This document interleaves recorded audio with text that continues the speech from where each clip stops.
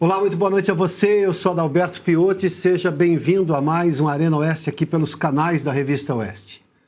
O Brasil se prepara para escolher o seu próximo presidente da República, nesta que já é uma das eleições mais importantes, talvez a mais importante da história do país. Depois de 2022 e a forma como tudo ocorreu com a atuação ativista do Tribunal Superior Eleitoral, como será o debate dos assuntos nacionais nesta campanha?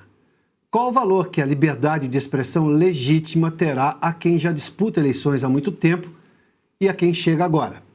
Com isso, eu já apresento o nosso convidado especial do Arena Oeste de hoje. Se existisse a expressão paulistano da gema, esse seria Renan Antônio Ferreira dos Santos. Filho de um advogado e uma psicóloga, passou a infância e a juventude no bairro da Moca, tradicional reduto de imigrantes italianos. Iniciou a vida profissional ao lado do pai. Por 6 anos, atuou no escritório especializado na recuperação de empresas em dificuldades financeiras. Renan Santos ingressou no curso de Direito da Universidade de São Paulo. Como estudante universitário, se envolveu ativamente na política estudantil e na organização de eventos acadêmicos. Largou a graduação antes da formatura. Mergulhado no cenário político de 2014, fundou o Movimento Brasil Livre. Com forte atuação nas redes sociais, coordenou e mobilizou ações públicas pelo impeachment da presidente Dilma Rousseff. Os protestos com a marca do MBL ganharam projeção nacional. Hábil articulador, estrategista e comunicador, Renan Santos partiu para um novo desafio: fundar o próprio partido político.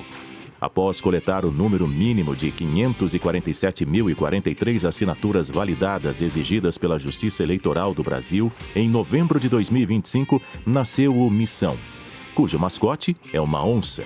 Estava homologada a 30ª legenda partidária no Brasil. Chancelado pelo TSE, Renan Santos anuncia a pré-candidatura à presidência. Eu sou o candidato da direita, reafirma a cada entrevista. Em meio à polarização da eleição que se aproxima, disputa o eleitorado com discurso anticorrupção, combate ao crime organizado, reformas institucional e fiscal, antissistema e outsider.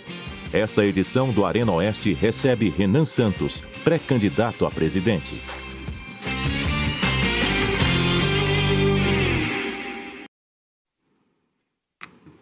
Candidato, boa noite ao senhor. Seja muito obrigado por ter aceitado nosso convite. É um prazer recebê-lo aqui. Muito obrigado, um prazer e uma honra estar aqui com vocês. Excelente apresentação, tá muito boa a pesquisa, o que já dá o tom do que será uma boa entrevista. Trabalho da nossa produtora-chefe. Então, de parabéns. De parabéns. Souberam até o bairro que eu nasci, morei quando era criança, muito bom. Candidato, para esta conversa com Renan Santos, estão comigo André Marcília, advogado e comentarista do Oeste Sem Filtro, Edilson Salgueiro, editor-chefe do site da Revista Oeste, Tawane Catan, repórter da Revista Oeste, e Fábio Bering, jornalista, que também compõe a mesa de entrevistadores conosco. Bom, eu preciso fazer a primeira pergunta, e eu, obviamente, como todos aqui, nós preparamos um material de estudo do que o senhor tem dito nesses últimos tempos, e é muita coisa. O senhor foi, inclusive, chamado a analisar todos os outros pré-candidatos à presidência da República. O senhor foi enfático na opinião, o senhor não fugiu de nenhuma delas e foi duro com cada um deles, inclusive. A pergunta é, o senhor está propondo uma nova revolução política no Brasil? Qual seria exatamente essa revolução do Missão, o seu partido e a sua como um candidato, digamos, novo nesse cenário político e já à presidência da República? E, claro, como vai fazer essa mudança que o senhor está propondo, levando-se em conta a vida brasileira como ela é? O Brasil precisa de não digo uma revolução em termos clássicos, no sentido, vamos dizer, robespierrano, mas o Brasil precisa de uma reforma muito profunda na sua forma de fazer política. E o grande diagnóstico nosso, para todo mundo que está nos assistindo, isso precisa estar claro, é quem é o adversário, o que nos impede de ser grande, o que nos faz corrupto. Então existe uma leitura clássica, autores que vão de Raimundo Faoro a Sérgio Buarque de Holanda, leituras sobre a história da infiltração política de setores patrimoniais dentro do Estado brasileiro, a cooptação que esses setores fazem do Estado brasileiro e que torna o Estado brasileiro inviável. O porquê que tantas regiões são tão pobres no Brasil e não conseguem evoluir. E quais são as consequências disso para um país que nunca se modernizou de maneira completa. A gente tem um Estado democrático de direito? O nosso Estado é funcional? O Estado brasileiro entrega os tais direitos que ele garante na sua carta magna para as pessoas que moram nas regiões mais pobres? A leitura nossa é uma leitura muito clara e eu creio uma leitura muito precisa. O Brasil, em parte, é um país moderno. A gente está em São Paulo, a gente está aqui na Avenida Paulista, um local que já foi, vamos dizer, lar do capitalismo industrial brasileiro. Ao mesmo tempo que a gente visita outras regiões, eu pude viajar pelo Brasil e ver isso, em que nós estamos no período colonial ainda, com pessoas vivendo quase que na servidão. Eu faço uma correlação direta entre os escândalos de corrupção brasileiro, os problemas que a gente vive com o próprio STF, que se tornou um mediador dessa loucura toda, a ineficácia da aplicação de políticas públicas, a pobreza institucional que nós temos, com isso, com a superação de um modelo, e esse é o que nós estamos propondo como missão, um modelo político que faça que o Brasil seja permanentemente subdesenvolvido. Que a gente nunca consiga apagar as amarras do passado. E com a provocação que eu deixo aqui, a principal provocação. Hoje, o Brasil é administrado por um presidente do Senado que é do Amapá, que é um estado inviável em termos econômicos. A Câmara dos Deputados, de um deputado que é da Paraíba, outro lugar inviável. Falamos sobre o Flávio Dino, ministro no STF, que veio do Maranhão, um estado que as pessoas são tratadas como animais. Outro Cássio Nunes que foi nomeado, que é do Piauí, que teve agora seu maior líder político, Ciro Nogueira, envolvido numa operação. Onde eu quero chegar? O Brasil que trabalha e produz está na mão de políticos que exploram a própria população nos seus estados, se apropriam dos recursos dos outros estados da federação e mantém a gente nesse ciclo de corrupção. E se a gente quiser resolver todos os problemas, e isso envolve problemas que vocês fazem cobertura há anos, como o caso do STF, a gente vai ter que encarar esse aí. E aí eu montei esse partido político junto com um grupo de jovens ao redor do Brasil, que é o Partido Missão, para enfrentar especificamente esse problema. Se a gente conseguir resolver ele, a gente vai desatando os outros nós. E desatar esses nós, acho que é a missão da minha geração. Candidato, antes de eu trazer meus colegas para essa entrevista, de forma muito rápida, se você imagina uma terceira via? Eu não acredito na ideia de terceira via. A ideia de terceira via, ela pressupõe que você tem dois polos, um à direita e um à esquerda, e que você vai ficar ali no meio falando em democracia, igual uma Simone Tebet da vida, e que misteriosamente as pessoas vão despertar para isso. Primeiro, ninguém vai despertar para um assunto críptico e chato que as pessoas não veem valor. Não existe democracia na maior parte das cidades no Brasil. Esse discurso é um discurso de classe média urbanizada, com uma certa afetação. Desculpa aí os defensores da democracia que ficam... Sabe, o SUS, vida, democracia, a galera do discursinho. E esse discurso, a minha visão, não vai ultrapassar 3% nas pesquisas e em resultado final de urna.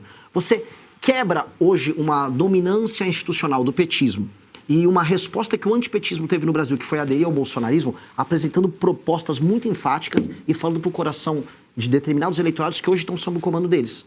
Ir para o Maranhão, modéstia à parte, como eu fiz, falar dos problemas clássicos que se impõem para o maranhense e problemas que são materiais, é o buraco na rua, é a dependência do emprego da prefeitura, e ir para Santa Catarina explicar Pacto Federativo e imigração, que é um tema que, assim, está na ordem do dia para os catarinenses, mas que hoje ninguém vem falando. Nenhum dos deputados catarinenses vem falando desse problema deles. Então, acho que ao tratar desses temas, que são quentes para as pessoas e que são centrais para a gente reconstruir o Brasil, acho, é a minha tese, que a gente começa a quebrar, vamos dizer, um discurso pronto. Uma ideia de que, eu vou votar no Flávio porque eu não gosto do Lula, e eu vou votar no Lula porque eu não gosto do Flávio. Para mim, esse tem que ser o caminho. A gente volta nesse tema, mas já vou trazer aqui, André Marcília, por favor, sua pergunta. Boa noite, Renan. Você tem se colocado como um crítico, né, do STF, do Moraes, do Estado inconstitucional, vamos dizer assim, de coisas que a gente tem visto no Brasil. E pelo menos na minha avaliação, muito do que nós vemos em relação ao STF é pela criminalização da palavra. Né? A palavra foi criminalizada pelo Tribunal Supremo. Mas também já vi manifestações do senhor de que entendeu ou entende que houve tentativa de golpe em relação ao 8 de janeiro. E muitos críticos dessa narrativa do golpe é de que isso tudo se deu também pela palavra, esses inquéritos todos abertos porque as manifestações foram antidemocráticas, supostamente, ou porque houve milícia digital. Enfim, a gente está sempre em torno da palavra, de criminalizar essas pessoas que supostamente deram golpe pela palavra, por terem se manifestado. Como é que o senhor concilia essas duas coisas? Um STF que se excede por criminalizar a palavra e um golpe que, enfim, ou uma tentativa de golpe que se houve também foi em razão da palavra daqueles que se manifestaram nesse sentido ter sido vista como criminosa. Marcílio, esse é um dos assuntos mais difíceis de explicar para as pessoas, porque existem as simplificações que todos fazem. Então, quando eu falo da tentativa de golpe, eu não estou falando do dia 8 de janeiro. O dia 8 de janeiro, para mim, é um rescaldo de um processo. O dia 8 de janeiro foram pessoas que foram levadas a crer que elas tinham que ir para frente dos quartéis para salvar o Brasil de um golpe do Lula, um golpe do petismo, um golpe do STF, um golpe comunista. E elas ficaram sem comando ali, se organizaram numa manifestação, foram alvo, como depois foi demonstrado, de um ardil ali aparentemente, tem que ser cuidadoso que eu falar, do Flávio Dino, mas do então governo Lula, que não colocou as forças de defesa para fazer a segurança. E eu organizei já muitas manifestações pelo Brasil. Todas, especialmente as de Brasília, contavam com presença de forças nacionais. Ali não tinha. E aí essas pessoas, elas cometeram um crime, elas invadiram prédios públicos, elas depredaram os prédios públicos, e elas têm que ser punidas por isso. Não com a pena que elas receberam, mas quem invade e depreda tem que ser punido. Não é isso quando eu falo da questão do golpe. Isso aqui é um rescaldo. Quando eu falo do governo anterior, o governo anterior levou um acirramento, motivou através de aliados pessoas a irem para frente de quartéis, e eu creio que pessoas envolvidas nesse tipo de trabalho insidioso têm que ter algum tipo de punição também. Dito isso, esse é o problema que fica complicado no Brasil. Nós estávamos vivendo já, especialmente desde 2019, começou lá com a Cruzoé, a criação de um regime paralelo dentro do STF, que é criado. Eu gosto muito de falar do direito penal do inimigo, que é uma tese que eu quero aplicar para o crime organizado, e que não encontra eco hoje com os ministros do STF. Mas, curiosamente, o direito penal do inimigo, que cria institucionalmente um inimigo do Estado, que seria um grupo de pessoas, ou uma quadrilha, uma organização que busca cometer crimes em série, eles fizeram isso com os bolsonaristas, vamos colocar ali. Eles foram tratados como, você citou bem as milícias digitais, que foi um termo que foi criado ali, eles foram qualificados como parte de um grupo de pessoas que tem que ter parte do seu direito de defesa mitigado, e com base nesse inquérito, que aplica o direito penal do inimigo, eles foram para cima desses adversários. Essas figuras, algumas delas estavam incorrendo em crime? Sim. Foi oferecido direito de defesa próprio? Não. Então a gente entrou, e está vivendo desde 2019, num limbo.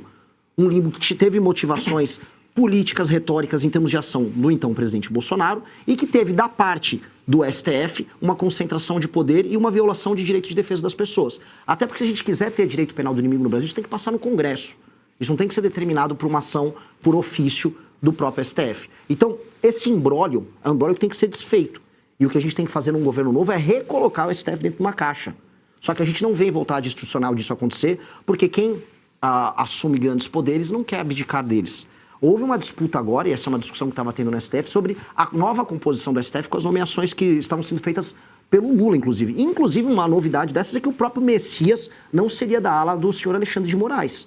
E isso motivou Alexandre de Moraes a ir contra a nomeação do Messias. E não é que isso seria bom, a gente está tão ruim em termos de democracia no Brasil, ou de instituição, é que o Lula está montando um grupo próprio para fazer talvez o que o Alexandre de Moraes faz, mas com a turma dele.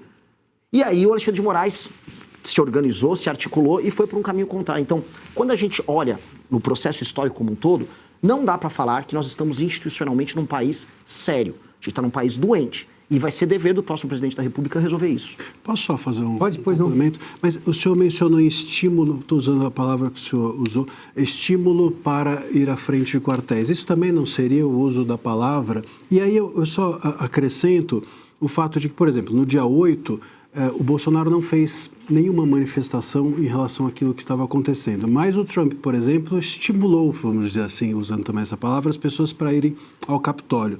O senhor acredita que o Trump ali estava tentando um golpe dentro dos Estados Unidos? Esse estímulo, volto a dizer, não seria também um uso, uma visão criminosa a respeito do uso da palavra? Eu não estou tão a par do caso do Trump do 6 de janeiro deles, como é que foi, porque tem tido uma discussão nos Estados Unidos. O do Bolsonaro, eu não acho que a culpabilização que tem que haver sobre o Bolsonaro é sobre o dia 8. Não temos que julgar a questão do dia 8. Quem transformou o dia 8 vamos dizer, na peça de resistência da discussão toda foi o STF, que interessava tornar o dia 8 o dia da democracia. Tanto que ele passou a ser comemorado ali. Isso foi uma manobra política. As questões que envolvem o Bolsonaro são pretéritas, são no ano de 2022 ainda. Eu não acho que tenha relação com o Bolsonaro a questão do dia 8. Acho que o que o Bolsonaro deveria ter feito aí, assim, como um líder político, era mandar aquelas pessoas saírem dali.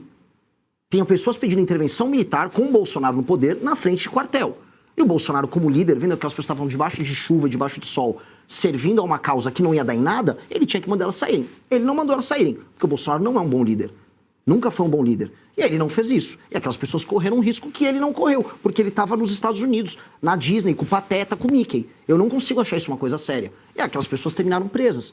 Estavam num vórtice de loucura grande e foram presas. Mas a situação do dia 8 é uma coisa, a situação que envolve o Bolsonaro no ano de 2022 é outra. A gente tem que fazer esse corte. Porque quem quer misturar esse corte, Marcília, na prática, é o próprio STF e é o governo Lula.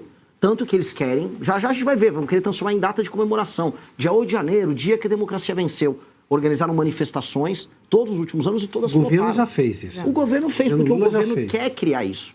Eles querem criar, veja só. É que sem o dia 8 não teria como haver a possibilidade de criminalização, porque o dia 8 foi o ato de execução que tornaria uma cogitação, suposta cogitação de golpe, em um crime. Precisaria do ato de execução, né? E o dia 8 foi usado pelo STF como esse ato. É aí onde o STF erra. Você deveria determinar uma outra punição para os envolvidos. Mas sem o dia 8 aí não houve então golpe. Sem o dia 8 eu não creio que é o culminar de um golpe. Isso é a narrativa que foi construída para isso. Os tais atos preparatórios, os atos executados em 2022, visando a um convencimento, às vezes meio forçado, de liderança das Forças Armadas, eles estão em outro cenário, em outra discussão. A questão toda é que a gente está falando de uma guerra que é jurídica, mas que é política e é simbólica. A questão do dia 8 era fundamental para eles construírem a ideia de que nós estamos permanentemente naquele filme Ainda Estou Aqui, numa luta contra a ditadura. Olha, vencemos dessa vez a ditadura militar.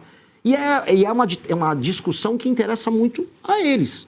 Essa discussão interessa eles porque, do ponto de vista simbólico, das imagens, dos signos, o símbolo da vitória sobre o dia 8 é o símbolo que mantém a luta da geração do Lula no poder, avisando, olha, retornamos ao poder e mantivemos a democracia. Dessa vez, 64 não venceu. Sim. Essa é a narrativa oficial. Então, uma coisa é o dia 8, outra coisa é o que aconteceu antes. E nós temos que fazer essa separação, senão a gente vai cair num discurso de maluco deles. Eu não vou cair no discurso de maluco deles. Deixa eu só fazer uma observação aqui, a produção está me avisando que eu tenho tratado aqui o Renan como candidato, que é uma forma apenas de um vocativo aqui, porque sim, é pré-candidato. A legislação eleitoral brasileira é um negócio anacrônico até o limite. Enfim, toda vez que alguém disser aqui eu mesmo candidato, nós estamos falando sim de pré-candidato, porque essa é a legislação brasileira. Falta maturidade, né, Piotr? Isso é uma palhaçada. Tem essas preocupações do TSE. É tão simples. Ele tem que tomar cuidado com isso, não, gente? Exatamente. Mas o TSE é tão chato nessas coisas que assim, eu mesmo recomendo que a gente tome cuidado. Então, aí podemos teremos chamá-lo de Renan, não abusando da informalidade, mas apenas para evitar o candidato. Já inaugurei essa... Já foi. É melhor que pré-candidato. Feitas essas ressalvas.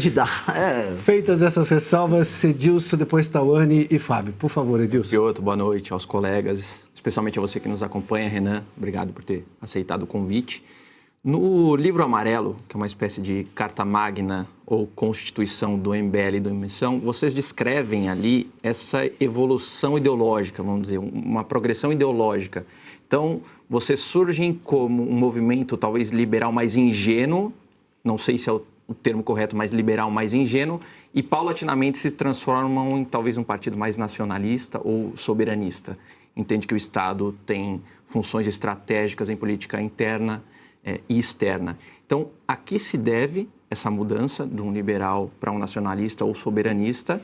E o que é exatamente, para quem não conhece, o livro amarelo? O livro amarelo, eu não sei se eu posso estender um pouquinho, porque esse tema é sensacional, tá? Ele veio de uma percepção que a gente teve em 2019, quando a gente brigou com o restante da direita, que a gente percebeu que até os autores que a gente comentava e as lideranças intelectuais da direita estavam num caminho que não necessariamente a gente concordava.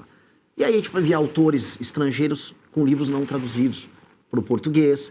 A gente via que as próprias intuições que a gente tinha, ou as próprias experiências que a gente tinha em mandatos, não batiam com o que a gente defendia em termos, vamos dizer, dogmáticos ou termos intelectuais, vamos colocar aqui. Vou dar um exemplo. A gente falava muito, temos que ter vouchers em escolas. Aí eu conversava com o prefeito, falava assim, gente, nenhuma escola privada vai querer colocar uma escola na favela. Você vai precisar de uma escola pública, você vai precisar de uma polícia ali perto.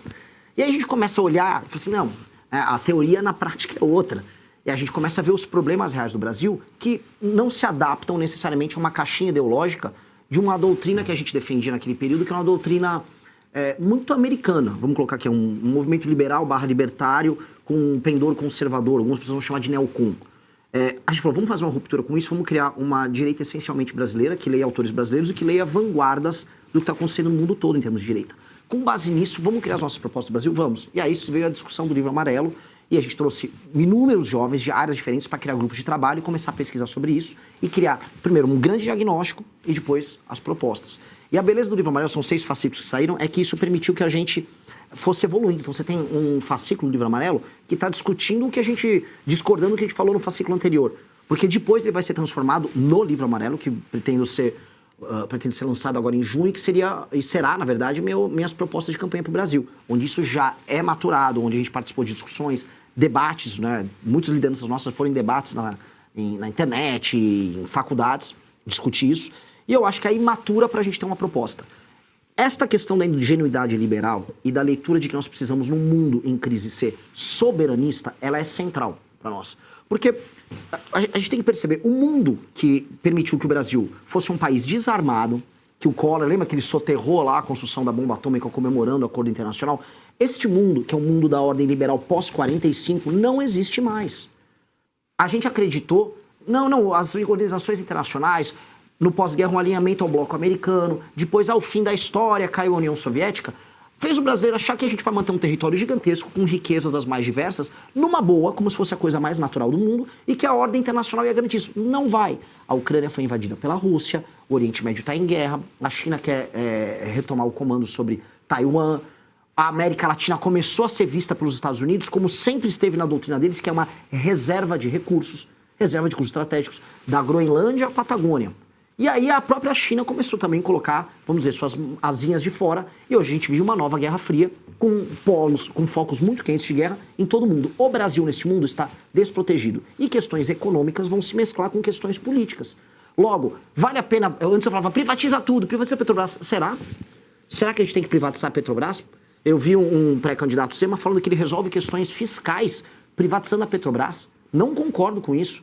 O mundo que fala em terras raras, está falando em petróleo, com os Estados Unidos gerando guerra, que faz preço e pressão inflacionária dos adversários deles na área do petróleo, porque petróleo gera pressão inflacionária, no mundo desses ter e controlar suas próprias reservas de petróleo e ter as suas operações de refino, faz sentido, porque não é mais o mundo das fronteiras abertas do mundo pós-45, é um mundo cada vez mais em guerra. Então a economia e a política andam juntos. Então certa ingenuidade que a gente tinha, tem que ser colocada para trás. Até porque o primeiro a abandonar a ingenuidade, só para avisar todo mundo, são os Estados Unidos. Os Estados Unidos, o governo americano comprou agora com o Trump 10% da empresa americana de terras raras que comprou a mina lá em Goiás. Então, assim, eles mesmos se adaptam a esse jogo. Os Estados Unidos se adaptam e cabe a nós nos adaptarmos também para o mundo novo.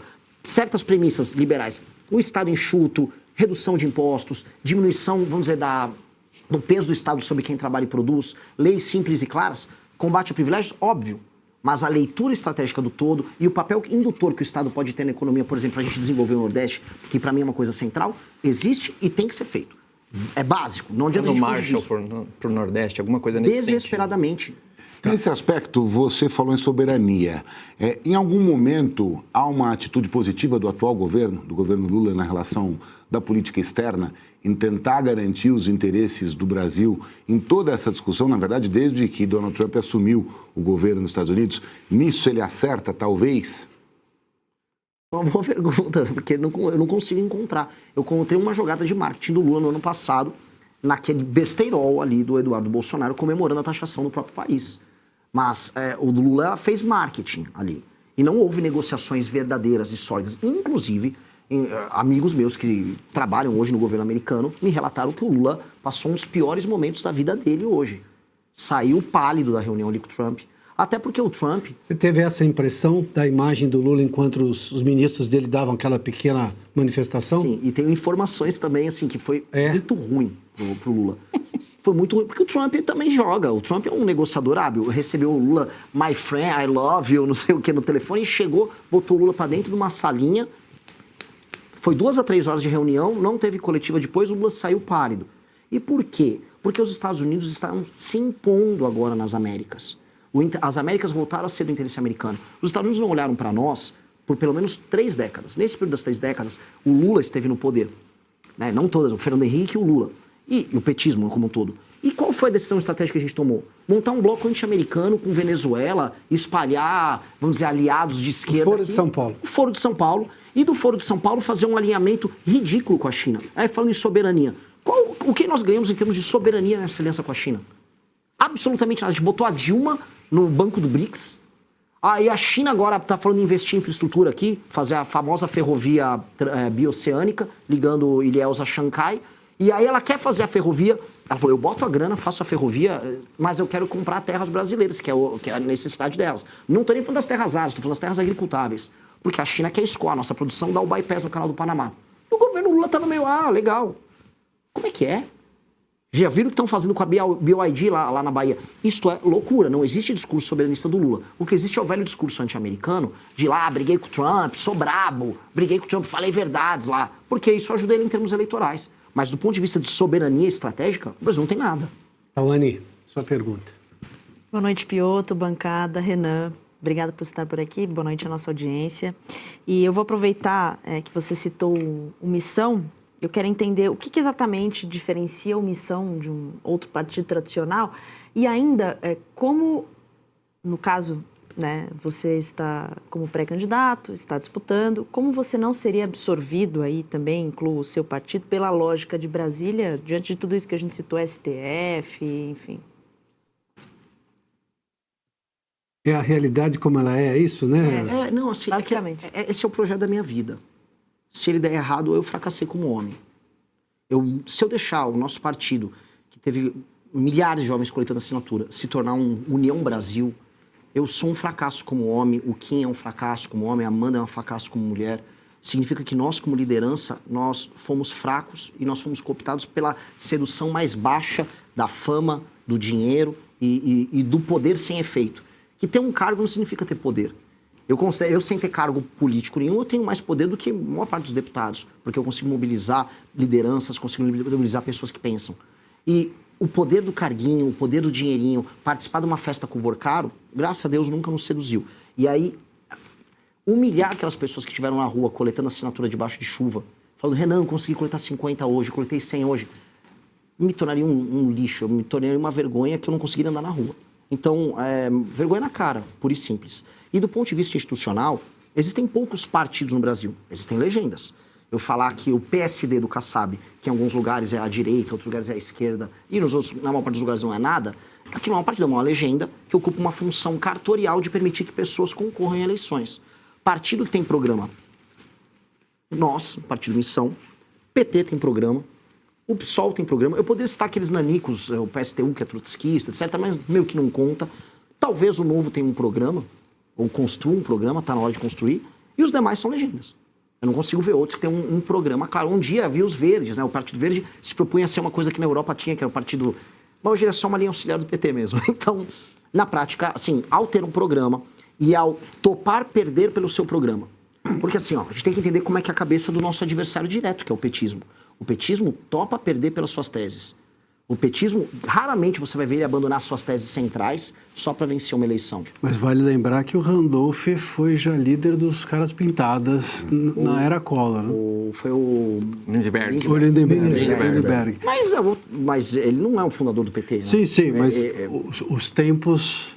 A máquina gira, né? Como manter em pé essa ideologia toda é a questão. Vamos manter esse debate para o segundo bloco? Posso fazer? Vamos fazer um rápido intervalo, a gente volta em instantes. Nosso convidado especial hoje é o candidato, ou melhor,